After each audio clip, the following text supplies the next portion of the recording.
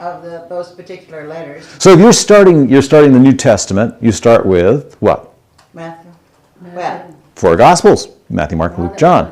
Then comes the book of Acts, which follows the Gospels.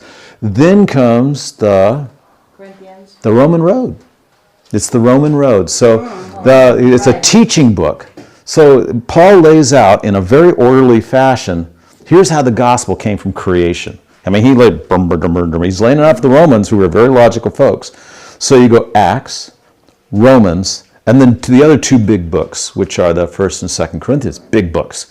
And then we get into these little letters. And the first of the little letters is Galatians. And there's a reason. It's one of the earliest letters that Paul ever wrote. And there's a reason for that. Okay? Now, there's another reason I wanted to do this morning, and that is that I have a minor irritation with the Jews. You go, ears perk up, you go, what? Oh, what is he going to say? And that is that they always keep themselves apart.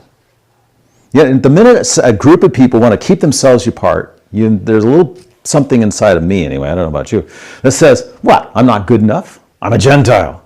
What's wrong with me? God accepts everybody.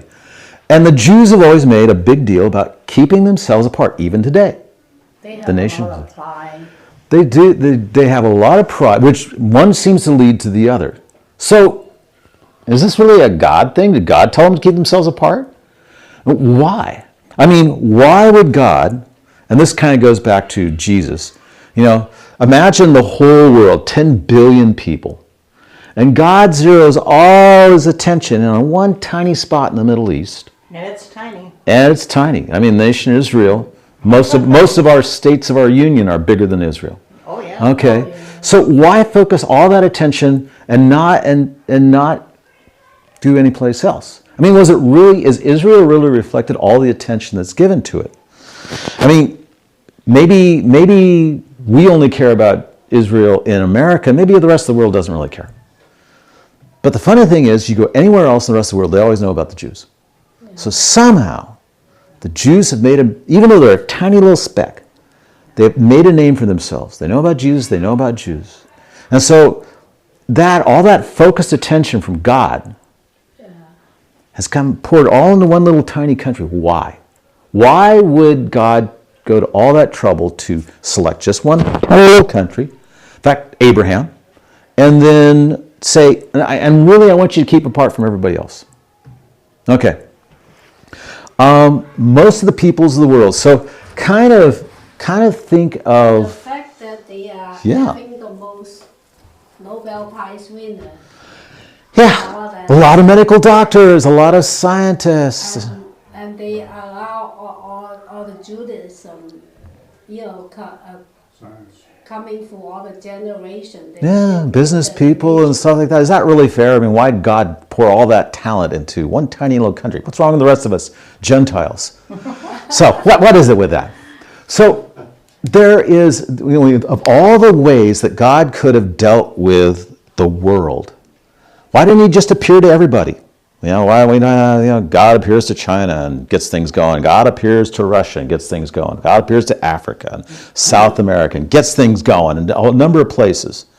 Why do it the way that he did it?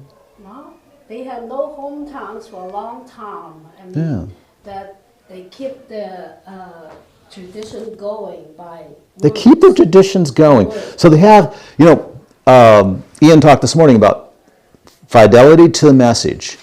Put your faith in the message, stick to the message, and people will start to believe it because you're sticking with it. They're going to think, maybe we should pay attention.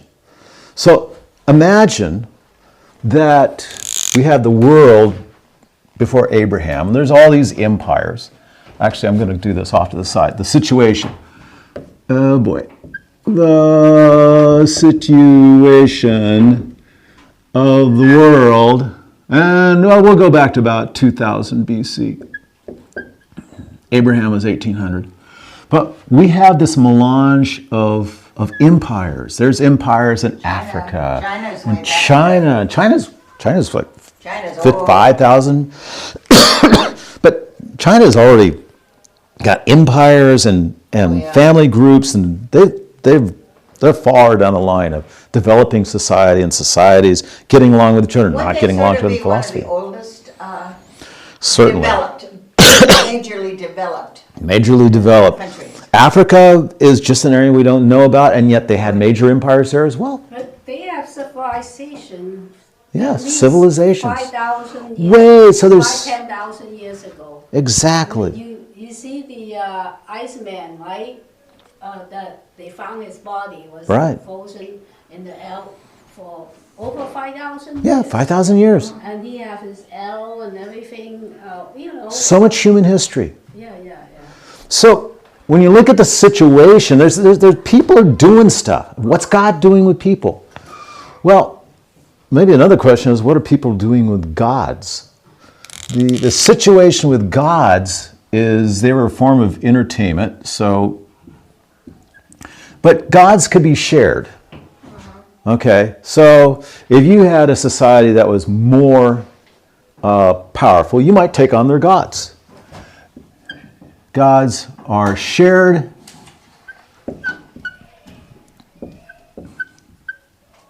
They can be captured, kidnapped. So there's a point in history when the Philistines capture the ark. What do? They take it to their temples.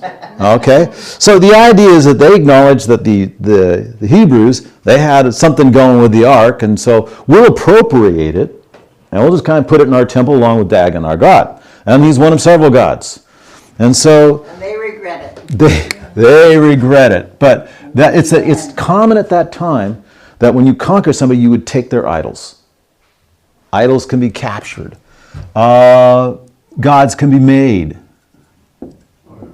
So Israel had a leadership Israel. The people didn't know who to follow. So Levi decides to create a couple of calves, golden calves, and then he says, and here are your gods that brought you out of Egypt. So the people just, didn't you just make those out of our earrings? They didn't say that. Instead, they decide, hey, let's have a party. Okay? So they could be made, they could be borrowed. There's a story of Ahab. He wanted to make an alliance with Assyria. So what he did is he traveled to Assyria and he brought back idols and he put them in the temple of God. The idea is, I want to show that I'm in alliance with you, so I'll appropriate your gods. So gods, in a sense, they had affairs, they ate, they drank, they got jealous, they did all these things, and there's a kind of the slosh of gods. China, Africa, very similar situation, philosophies, but gods were entirely practical. They weren't really officially the servants of people, but they very much depended on the whims of the people. Okay? So there's this kind of slosh back and forth. So when God decides to establish his voice, God with the little g, or they aren't really gods, okay, but God with the big G selects one people, more exactly, one family,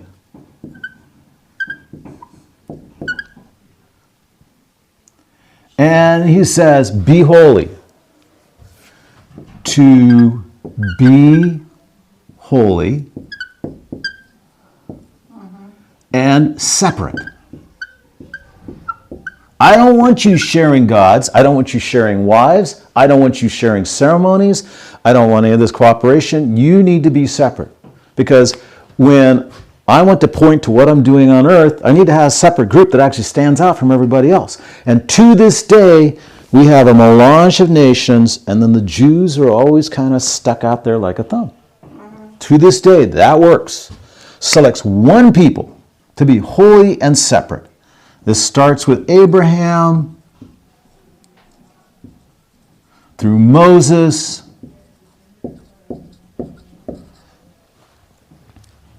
through Jacob, and you know the rest of the story, through the 12 tribes, and I'm getting down really low, 12 tribes. And there's this law. But the part of the goal of the law is to be separate, be holy, don't mix with everybody else, because I need you to be a lamp on the hill. The analogy is that Went all the way to Jesus, and then he showed perfection. He Israel didn't get corrupted like the rest of them. Yeah. is the city on the hill.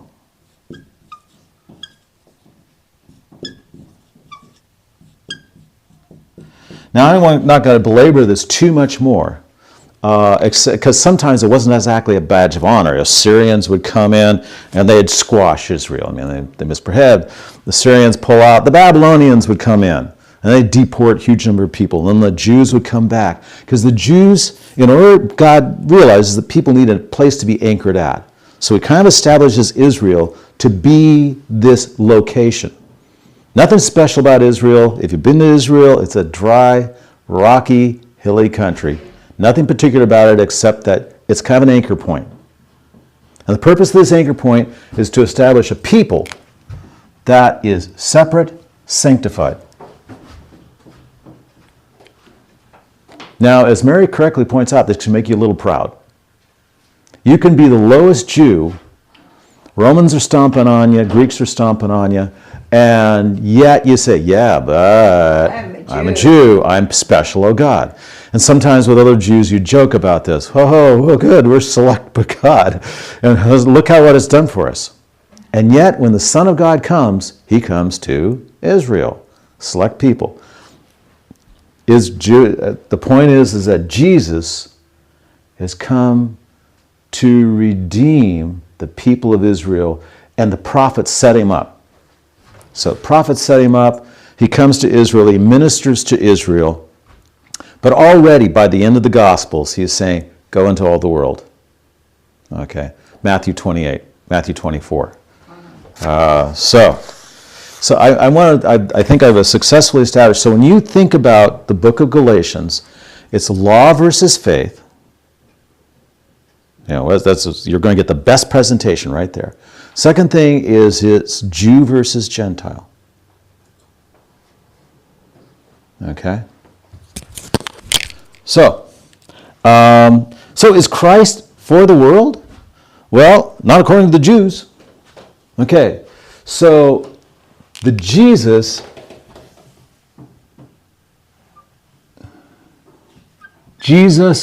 son of David,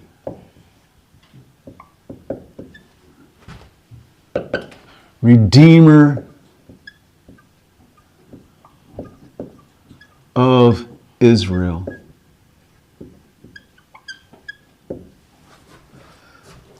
That's the way the Jews see him. Jesus is here for us. And some don't believe him, some do believe him. He's done a lot of miracles, he has a lot of power.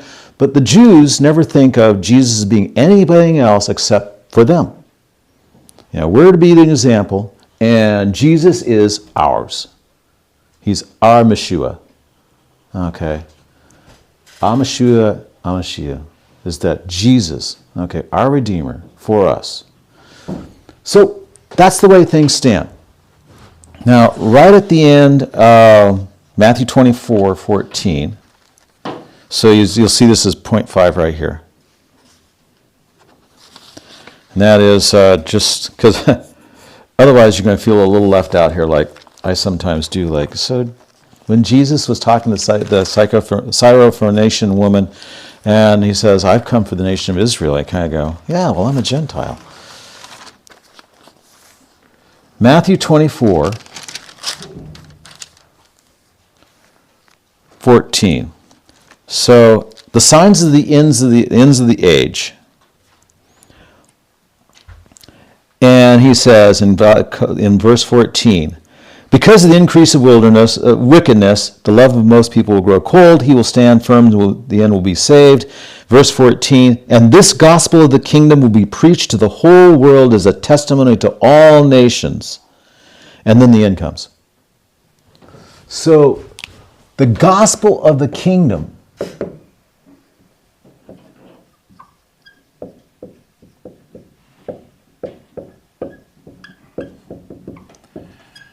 is what Jesus was talking about. The kingdom is coming. And here's how you be part of it.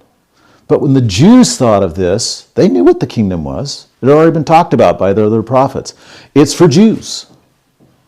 It's the redemption of Israel. And then what's the rest of us going to do? All the rest of the Gentiles. So here's Jerusalem. And here's the world.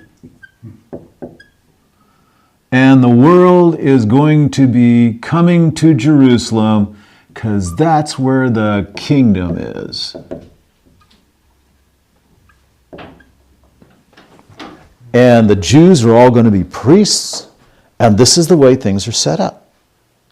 So in their very mind, even Jewish Christians are thinking, hey, we are part of the kingdom. The disciples asked Jesus, where are we going to be in your kingdom? Right hand, left hand, where are we going to be?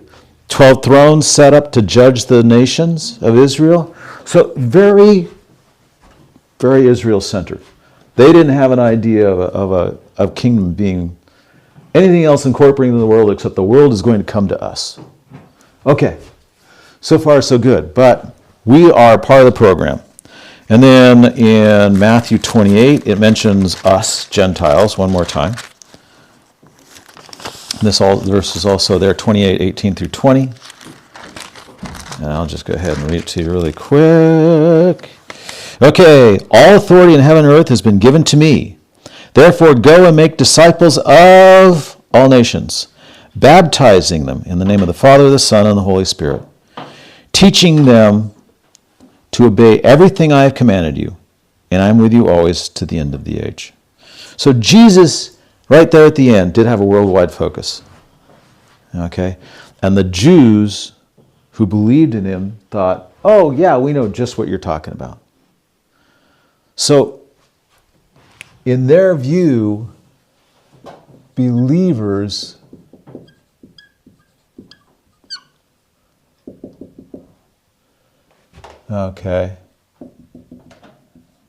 and salvation. Okay, how do believers get saved? If someone was to ask you right now, what do you have to do to be saved? What would you say? Jesus Christ is our Savior. Yeah. Can you point to a section of the Bible that kind of backs you up?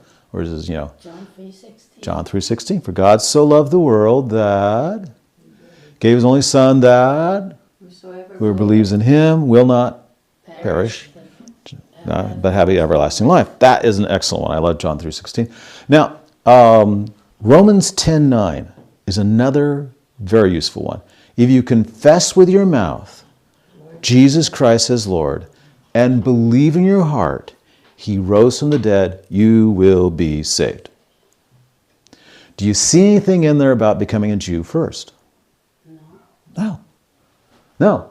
So, in our view, believers confess, they get saved. But in the Jewish view, salvation is only for Jews. Jesus is for the Jews. So, the Judaizers,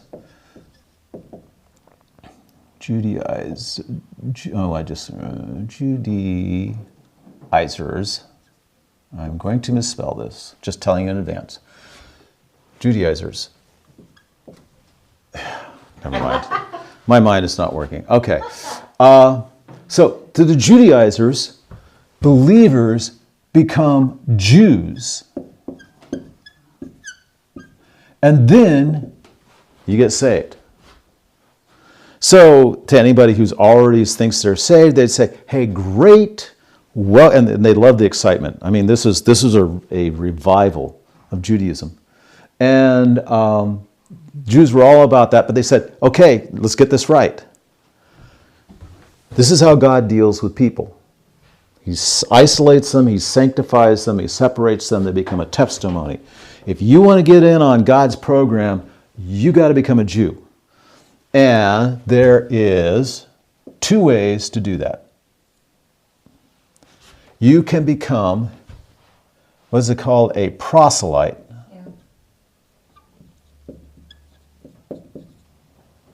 But something I didn't know until I prepared for this lesson, there's actually two flavors of proselyte. And they're both described right there. So I'm going to pause for a moment and let you read about the two types of proselytes.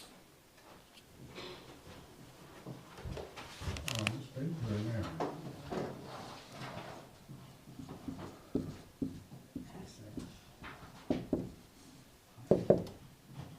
Oh, yeah.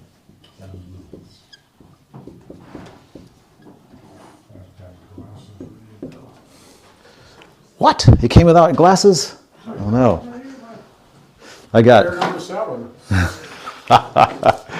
I just wanted to. that. Okay, you got that. So you're set up. Okay, super. I didn't know. So, what's a proselyte of the gate? Based on what you just read, what can you tell me? It's right there for you. Who lives in the land of Israel. Yeah. All 7 Jews. They follow the Jewish customs. They live in the land of Israel. They are not required to be circumcised. Right, right. So, circumcision is you take the foreskin off the tip of the penis and you cut it off. Person heals, and that's and so a lot of people kind of balked at that, and so they said, well, you don't want to become a proselyte of righteousness. You become a proselyte of the gate. And it's based off of a biblical verse that I talked about there, where God lays down a program that if a Jewish person becomes successful and has slaves and servants and cattle and all this sort of stuff, then all their slaves and servants are obligated, and family members, everything else, should be obligated to get circumcised. But if some servants are not wanting to do that, they can become, and all the people in your gate, they still have to follow all the laws. Specifically the 7 laws of Noah, and that's kind of listed there. And so that's where the slogan comes from, and the verse is listed right there. You don't have to be circumcised. However, if you want to do the whole thing, become a proselyte of righteousness, you have to get circumcised if you were male. Okay? And female is no change there, except there's a deeper commitment. And also, there's going to be a baptism. So, you're a proselyte of righteousness, which means circumcision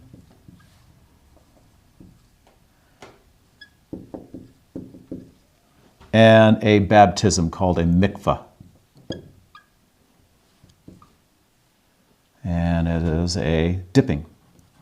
Shows a commitment.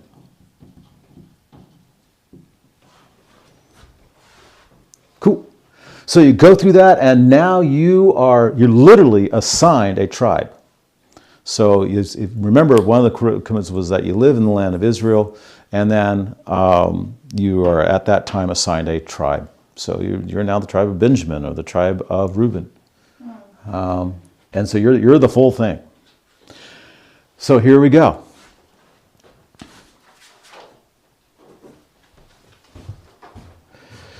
When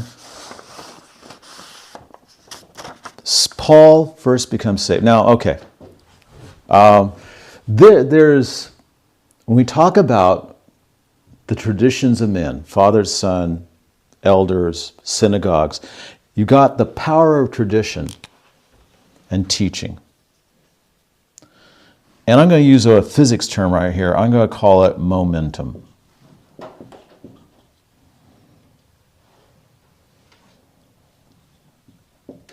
And another word, orthodoxy. Okay, who knows what momentum is? Forward movement. Forward movement. Not only that, but once you have momentum, are you easier or harder to stop? Harder to stop. So you just keep going the same direction. And the more mass you have, the more momentum you have. Orthodoxy is your tradition, your allegiance to tradition. Just keep doing the same thing because it's what God wants you to do. Okay? So momentum of orthodoxy is hard to change.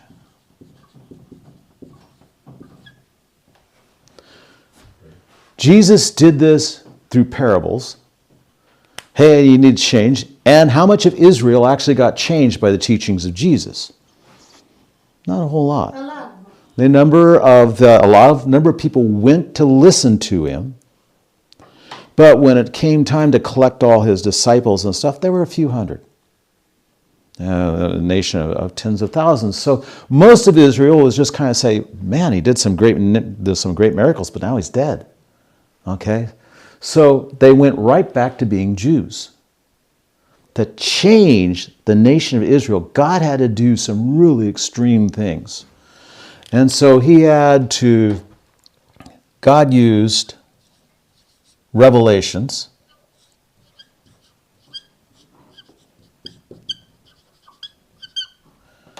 and miracles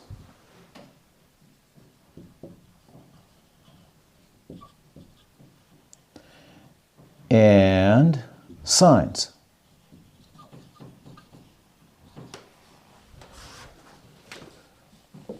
To change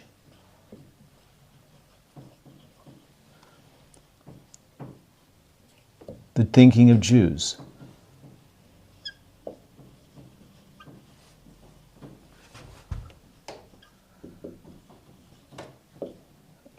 Thinking, yes, thank you.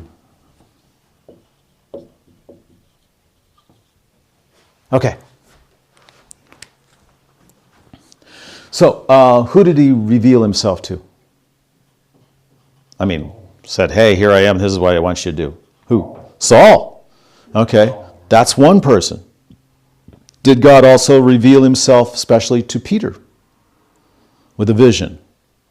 Yes, he did. So, Peter gets an invite to speak to Cornelius, who is a proselyte of the gate, a friend of Israel. And Peter is going, Lord, I can't do that. I can't associate with somebody who's not a complete Jew. And God gave him this vision and said, no, whatever I call clean is clean. So he's appearing to Barnabas. He is appearing to Stephen. He is appearing to Philip, the evangelist. He is appearing to Peter and to Paul. It's taking a lot to change Jewish thinking. Peter and Barnabas are walking up to the temple, and they see a beggar there who's never walked. And the beggar says, hey, can you give me something? And Peter goes, well, I haven't got anything to give you, but what I have I will give you. In the name of Jesus Christ, stand up and walk. And he does, wham, and everybody sees that huge miracle. Gets everybody's attention. Okay, signs. Signs like spiritual baptism, the sign of tongues. To this day, some people think, oh yeah, you have to have a complete experience. You have to speak in tongues.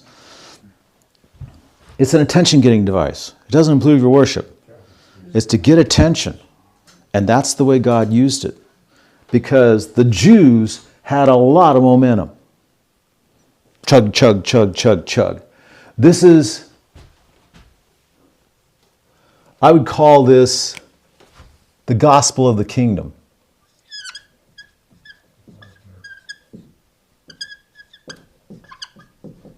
Become a Jew. But God's doing something new, and it's through a series of revelations, and finally he gets somebody who's a zealous talker, and that's Saul, renamed Paul, and he said, let's get something new going here. And that is, let's take out the middleman, and let's have believers by faith get saved. Huge deal.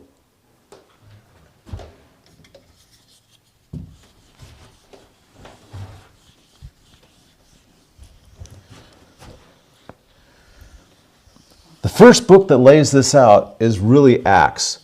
But the first letter where Paul lays out the case for my gospel.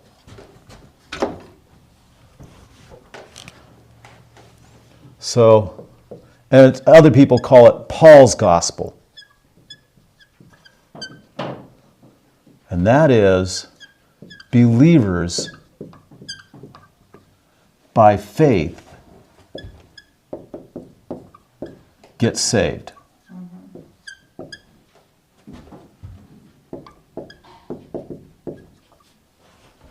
And this is laid out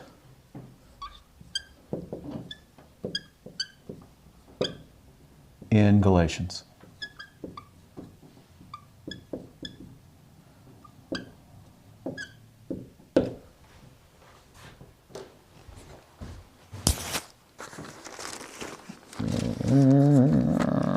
Okay.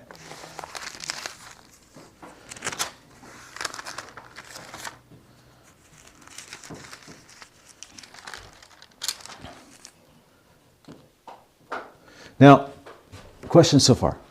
This is an eye, by the way. If you go back to before, well, okay, if you go to the other countries Yes. that are not Israel Mm-hmm. during that time, Yes. is it not still by faith that people can be saved? You can't say that all those people can't be saved because they haven't an understanding of who Jesus is. They've not had the opportunity to know Jesus. But they do have the witness of creation, and they do have the testimony of their conscience. Yes. And so in responding to those, can they not have a personal relationship with Jesus Christ? Very good. All right. This is Galatians, because Galatians is actually written before Romans. Okay. So this is in between the two missionary journeys of Paul and Galatians, and so the major battle that Paul is fighting is the Jews. Jews already know they're saved. Hey, so they're not dealing with that question. The first battle is, hey, what about the law? What about faith? Where does this all fit in? How can you say the believers through faith get saved? You have to become Jews. No, you don't. Okay, so that's the battle laid out in Galatians. Later in Romans, Paul is writing to a mixed audience, and he lays it out logically, starting with chapter 1 and 2. He talks about creation. Creation witness. And how people who are totally not exposed to the gospel of the kingdom can still relate to God. Now that partially answers your question. Okay? I at this point, I lapse to something that I think is a pretty foundational answer, and that is, we're talking about an all-knowing, all-powerful God. God is going to make sure that everybody gets a shot at heaven. No misunderstandings, no ignorance. I mean, you can even go so far to say is that really, if you're a good child in a Muslim country, you are absolutely not going to give the gospel a fair chance. You wouldn't be a good kid if you were. No more than a good Christian kid would consider Islam. A good Muslim child would absolutely refuse to consider that. How's God going to get around that? And I'm going to say, Romans lays it out, how that can happen.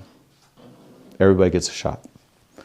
So Galatians lays it out, this gospel versus this gospel. And the reason I want to keep going back to this is because when you walk out of this class, you're going to go have a good lunch, you're going to go live the rest of the week, and you're going to enjoy times. And then somehow during your quiet times, you could and should say, okay, so what's the book of Galatians all about? Without looking at it, without looking at my phone or anything else, can I really say, what's the purpose of the book of Galatians? Well, let's practice. Go ahead and pairs means two. Okay, Raj, you ready? I'm going to pick on you here. Roger. Hi. Once you pair up. Pair means two. And then the minute you pair up, one of the pair raises their hand. Okay? And somebody doesn't raise your hand, I know you're not paired. Go. Who am I paired with? I guess you and Kat, and I'll pair with Roger. Okay. But if nobody raises their hand, I know you're not paired yet. So, okay, there. Oh, I got two people in the pair raising their hands. Okay, so who are you paired with? I don't know. Well, no, you have to know who you're paired with. Okay, you may have to move around a bit, but at least you have to be able to talk to somebody. Okay, so I don't know how much movement this is going to be. Okay, Roger, let's pair it. Okay, so the minute you're paired, once again, and now you know who you're paired with, and one of you raises your hand. Oh. So I'll tell you what, I'll raise my hand. Okay, who over here is raising your hand? Okay, the person who raised your hand, you are now first speaker.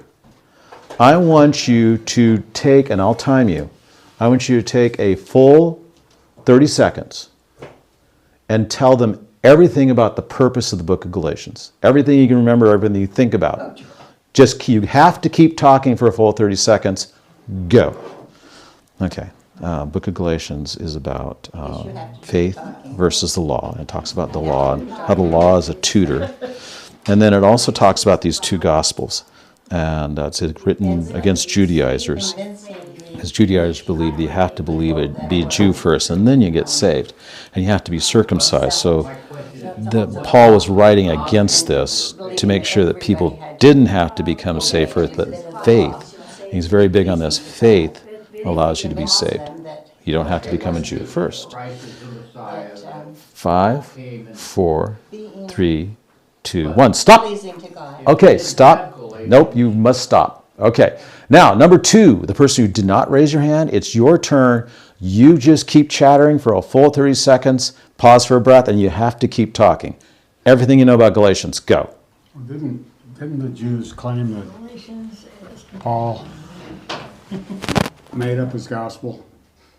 In other words, they didn't believe that he got it through Revelation. Keep talking. Okay. But also, faith without works will get you to heaven. Mm-hmm. The works come later. They prove that you have faith and that you believe in Jesus because you gave control to Jesus of your life. And Jesus will make it available for you to do good works. Yep. Yep. And keep going. You got another 10 seconds. Oh, boy. Well, Yeah. Paul's gospel is all about the faith and trusting Jesus and God. Good. Stop. Okay. Good. Now, in a normal class, we would actually now have you rotate and do it again. And rotate and do it again. You can see the value of this. Because in all the classes I teach, if you can't say it, you won't remember it. And I found that after 37 years, I found that to be true. If you can't say it, you won't remember it. So students would say, well, it's something about chemistry, and there's some chemical kind of thing. You go, okay, well, that's the way your memory's put together so far. So speaking is our way of cementing our memories. And then because you hear yourself speaking. So, hold on one more time. Works on kids. That's it does. And it works on. If you let them get away with It works on people. It works on people too, on old people too. In fact, it's more important with old people. Yeah, because we're kind of like the tank that's pretty near the top, full, and when we add something in, it seems like something else is falling out. Okay. Amen. But anybody here feel they have a poor memory? Anybody what? Here, do you feel like you have a poor memory? Yeah. Okay. I guarantee I can make a memory you will never forget. What? If I walk up to you and I spit on your shoe, you will never forget. That's Don't- the kind of things one does remember. Don't tell me you've got a poor memory if I can do something that you remember for the rest of your life. Okay. Okay. So, now that you've decided, oh, I really do have a good memory, but there needs to be some way to capture your memory, create hooks. As they say, dramatize your point. Okay. So, sometimes you're, yeah, okay, I'm going to bring this to a close pretty quick here. Sometimes your memory does this through pictures. So you remember images pretty well. So if you remember images, then remember this. The gospel of the kingdom is the city on the hill. Everybody goes to Jerusalem. All the nations come through Jerusalem. You go through the Jews are the priests. That's how you relate to God. Is that in the book of Revelation? Certainly. What does John, a Jew, emphasize? The new Detroit, right? No? Jerusalem. The new Jerusalem. So, think about this. This is a picture of the way the Jews, and conversely through the Bible, we kind of understand the gospel of the kingdom. Now, the gospel as presented in Galatians is this one. So now, instead of Jerusalem, we have the cross of Christ. You know, glory of the cross, the old rugged cross. Devotion to the cross, the sacrifice. And the reason we have a devotion to the cross is because Christ is no longer there. He's no longer hanging on the cross. He's not dead. He is very much alive. We have a redeemed Jesus. And so we want all the world to come to Christ. No middleman. And that's what Galatians talks about. Faith, you go direct to God. Standing right here, you connect direct to God. You don't have to go through the law. You don't have to go through Jews. You don't have to become circumcised. Wow, cool. Okay, so one thing, if your memory hangs on to pictures, Galatians is all about this versus that. Okay? And we are very much captivated by these two visions of God to this day. Right now, Israel is fighting for its survival still. And I don't think it's as simple as classing all the Palestinian activists as being godless. No, they're very much godly, okay? A lot of them are godly folks. But this isn't their view, okay? The Jewish view is all the world's going to come to us, and aren't beholden to anybody. So a lot of Zionists say, this is what's important, and they take out God's kingdom. They say, it's important that we have Jerusalem and that everybody comes to us. So you're looking at two contrasting worldviews here. It's a very current issue. So where we differ is God's kingdom is over Israel, and that's what makes it godly. So without talking politics here, it's very much a current issue. In some sense, Jewish people believe that they are saved because they're Jewish people. Correct. And you'll find Catholics and Protestants believing much the same thing. Baptists, I've been baptized, so I'm saved. Saved because they are. Yeah, this positional thing. So, okay, I'm going to have you actually do a quick share. Okay, this one's going to be only 15 seconds. Face your partner. Number one's Kathy. Oh, we're going to make you do this again. Haha, I saw you trying to escape. Gotcha. Okay, so here we go. Okay, number one. Tell your partner everything you can remember about the book of Galatians. Go. It's You want me to? book of Book of Galatians. Galatians. You saved by faith. I forgot everything about Galatians. You want me to spit on your shoe?